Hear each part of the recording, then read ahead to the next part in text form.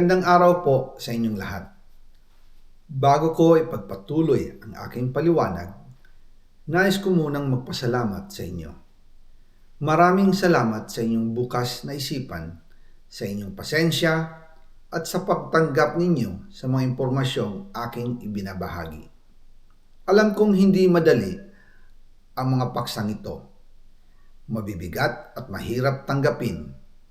Hindi po ako makauwi dahil malaki ang banta sa buhay ko.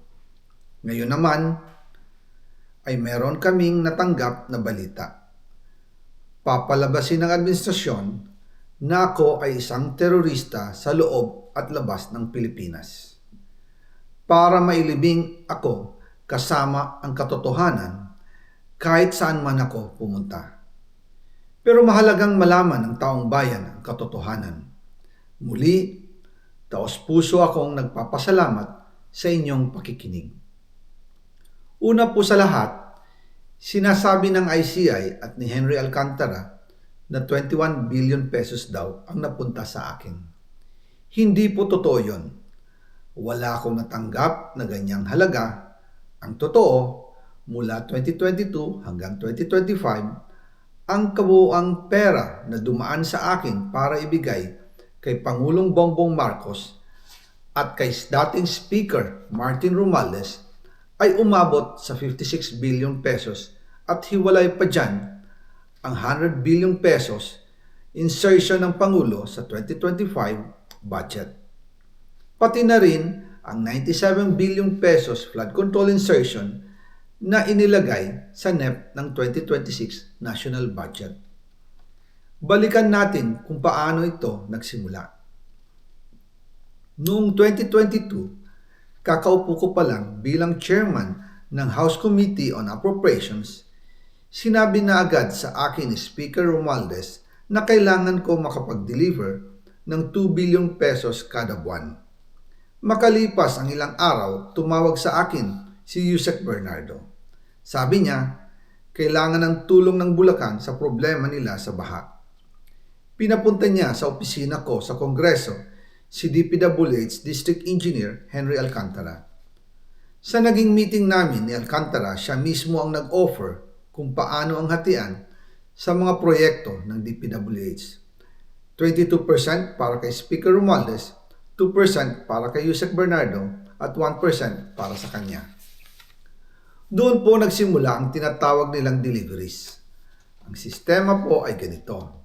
Ang mga tao ni Henry Alcantara ay nakikipag-ugnayan sa mga tao ko na sina Paul Estrada at Mark Tiksay. Sila ang tumatanggap na pera mula sa mga tao ni Alcantara. Minsan sa bahay ko sa Valle Verde, minsan naman sa BGC parking.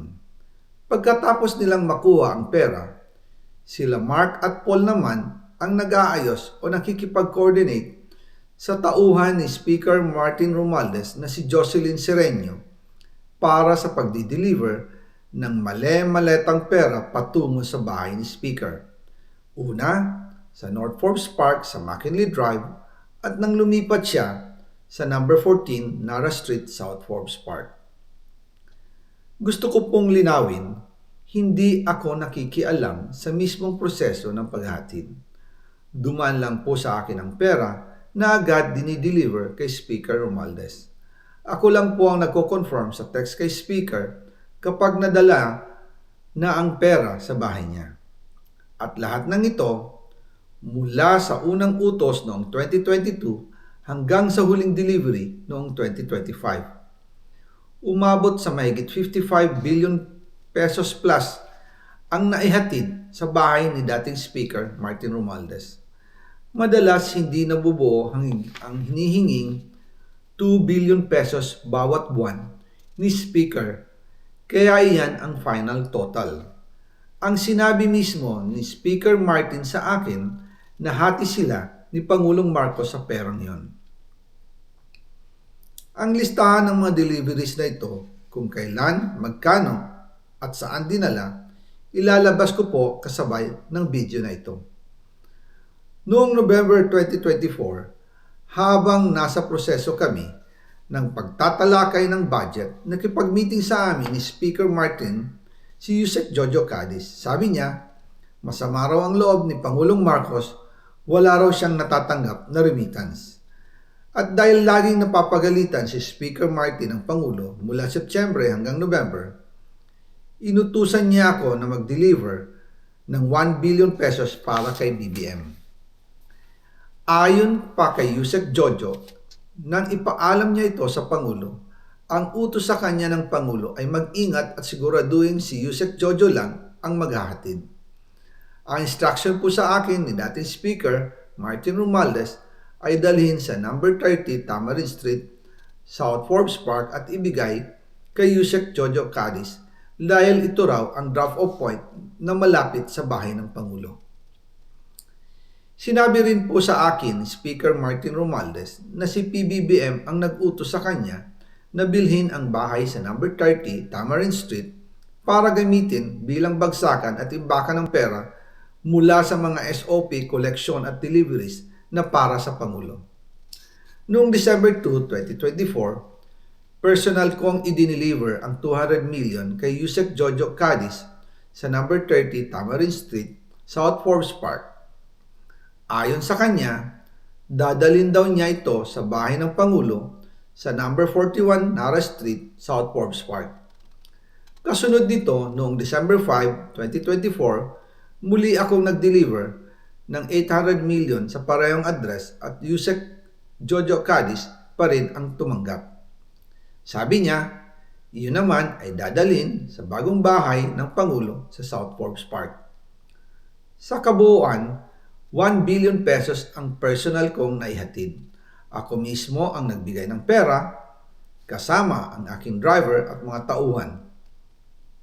At lahat ito ay base sa direktang utos ni Speaker Martin Romualdez.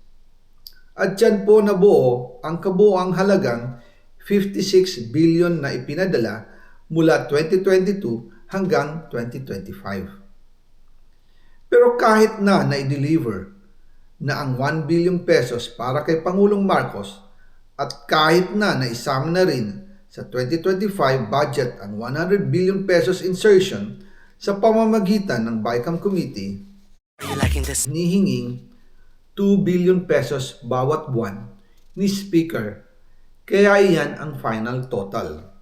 Ang sinabi mismo ni Speaker Martin sa akin na hati sila ni Pangulong Marcos sa perang yon.